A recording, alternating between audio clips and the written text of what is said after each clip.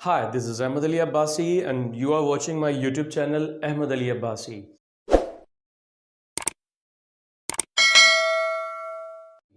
तो आज हम लोग जो पढ़ेंगे क्वेश्चन नंबर 1 पढ़ते हैं। क्वेश्चन नंबर 1, 2, 3, 4, 5 इन तमाम क्वेश्चंस में बताया गया है कि प्रोडक्ट मालूम करें इफ पॉसिबल। अगर पॉसिबल है तो आपने क्या करना है, इसके प्रोडक्ट मालूम कर बताना है। कौन सी एक्सरसाइज चल रही है? 7.4। तो इन तमाम के जो क्वेश्चंस की सॉल्यूशन है हम इस तरफ करते हैं क्योंकि जगह कम है। अच्छा देखिए करना क्या है आपने, क्वेश्चन नंबर 1 को हम देखते हैं। उसमें कहा गया है कि 2, 3 जो मैट्रिक्स है इफ पॉसिबल। अच्छा ये भी एक बात बता दी गई है कि पॉसिबल है तो करना है, अदरवाइज आपने इसको लिख देना है नीचे नॉट पॉसिबल। इस रो को हमने इस कॉलम के साथ मल्टीप्लाई करना है, यानी कि पहले मल्टीप्लीकेशन में आपको यह पता होना जरूरी है कि करते क्या है। तो पहला जो मैट्रिक्स है उसकी रो के एलिमेंट को दूसरे मैट्रिक्स के कॉलम के एलिमेंट के साथ मल्टीप्लाई कर देते हैं हम। कैसे? मैट्रिक्स बनाएंगे। अब पहला जो नंबर है वो पहली मैट्रिक्स के जो पहला नंबर है उसको दूसरे मैट्रिक्स के कॉलम के पहले नंबर के साथ मल्टीप्लाई करेंगे। रो को कॉलम से मल्टीप्लाई कर रहे हैं तो आपको ये पता होना चाहिए इसका जो पहला डिजिट है ये पहले से मल्टीप्लाई होगा। 2 5 आर, ठीक है, और उसके बाद प्लस का साइन यूज होता है, यानी कि हर डिजिट के बाद आपने साइन चेंज करना है, यानी कि पॉजिटिव का साइन लगाना है, प्लस साइन। तो 3 6 आर 18। तो ये मैट्रिक्स हम थोड़ा छोटा कर देते हैं। अच्छा एक रो को तमाम कॉलम के साथ मल्टीप्लाई करेंगे। अगर इसमें एक कॉलम है तब भी उसी से मल्टीप्लाई करेंगे, दूसरा कॉलम है, तीसरा है, चौथा है, पांचवा है, कितने भी कॉलम्स आ जाएं हमें क्या करना है, इसी रो को अगर जितनी भी रोज हैं, पहली रो है तो पहली रो को तमाम कॉलम के साथ मल्टीप्लाई कर देंगे। अगर दूसरी रो होगी तो दूसरी को भी तमाम कॉलम के साथ मल्टीप्लाई करेंगे।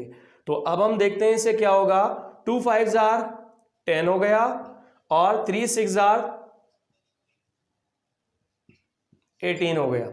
अब इन दोनों को प्लस करते हैं तो रिजल्ट हमारा आ जाता है 28।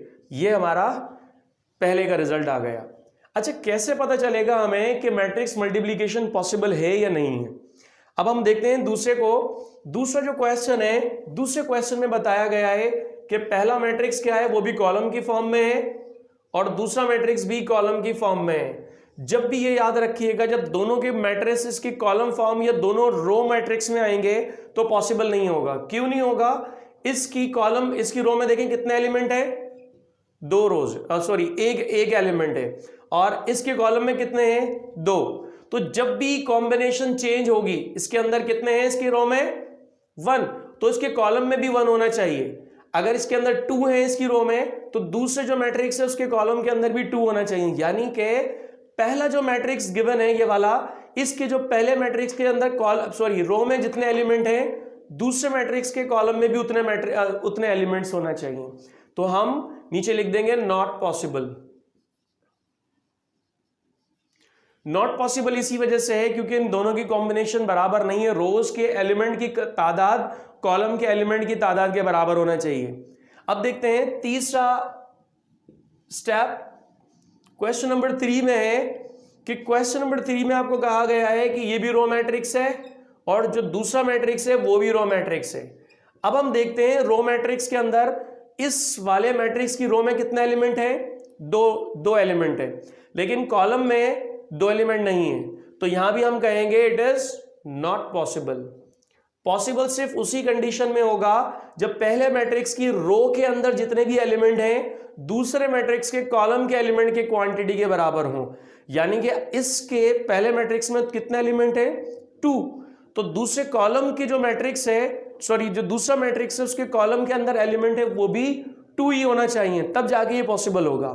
अब हम लेते हैं क्वेश्चन नंबर 4। क्या ये पॉसिबल है? यहां लिख लेते हैं क्वेश्चन नंबर 4।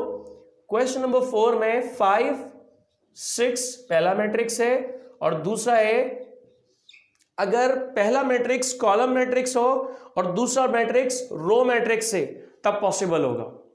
क्यों पॉसिबल होगा? क्योंकि पहले मैट्रिक्स का जो रो के एलिमेंट है वो है 1 और इसी तरह से दूसरा जो मैट्रिक्स है उसके कॉलम के एलिमेंट भी 1 ही। तो हमने क्या करना है, पहले एलिमेंट को पहले एलिमेंट के साथ मल्टीप्लाई कर देंगे, फिर प्लस का साइन, दूसरा एलिमेंट इसके रो का जो पहला एलिमेंट होगा और इसका दूसरे कॉलम का भी एक ही एलिमेंट होगा, तो यहां पर इन दोनों को मल्टीप्लाई कर देंगे।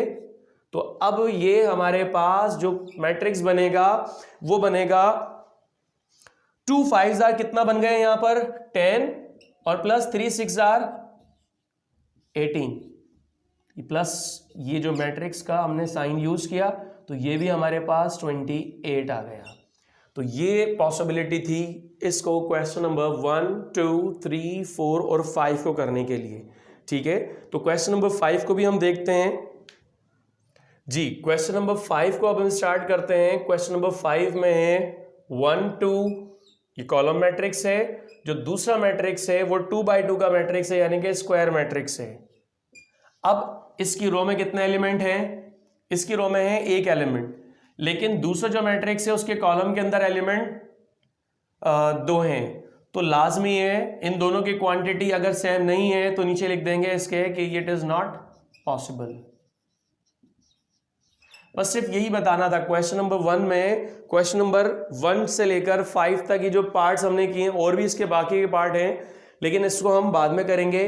क्वेश्चन नंबर 1 2 3 4 5 जो 5 पार्ट्स हैं, इन पांचों के अंदर क्या आपको करना है, ये चेक करके बताना है कि क्या ये पॉसिबल है या नहीं। क्या पॉसिबल है यहां पर बताना है, प्रोडक्ट पॉसिबल है या नहीं। एडिशन में क्या होता है, ऑर्डर सेम होना जरूरी है, लेकिन मल्टीप्लीकेशन में ऑर्डर का सेम होना जरूरी नहीं है। उसमें हमें यह देखना होता है कि पहला जो मैट्रिक्स है उसके रो के अंदर कितने एलिमेंट हैं, काउंट किए। दूसरे मैट्रिक्स के कॉलम के एलिमेंट को काउंट करेंगे। अगर पहले मैट्रिक्स के रो के अंदर जो एलिमेंट्स हैं फॉर एग्जांपल 3 हैं, तो दूसरे मैट्रिक्स के कॉलम के अंदर भी एलिमेंट 3 होना चाहिए। जब दोनों की क्वांटिटी अगर बराबर होगी तो हम कहेंगे कि ये पॉसिबल है। अगर पॉसिबल नहीं होगा तो उनकी क्वांटिटी में फर्क आएगा। उम्मीद है कि आपको समझ में आया होगा। अल्लाह हाफ़िज़।